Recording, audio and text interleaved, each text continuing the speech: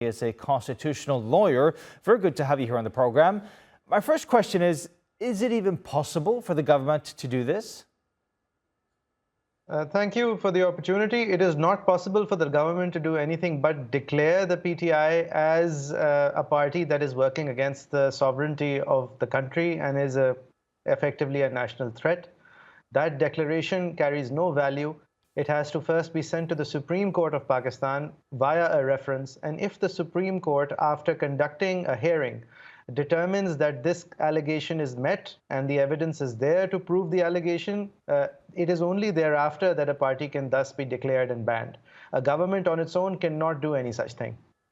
So looking at the facts here, I mean, you're a lawyer. Do you think that the Supreme Court will actually go along with this? Absolutely not. I think this is little more than afternoon television comedy.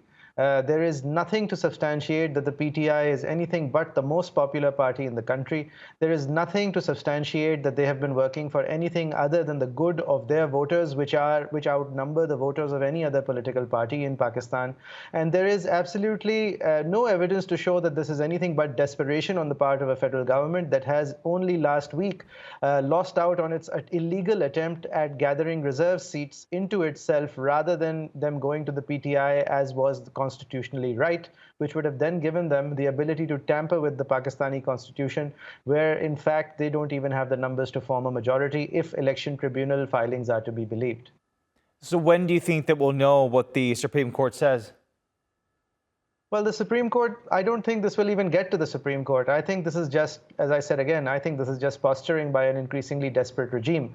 But if they do pass this declaration formally and it gets to the Supreme Court, I do not see it finding any purchase with the Supreme Court, especially if a full court is formed to hear it. I think this is posturing by a desperate regime and nothing more.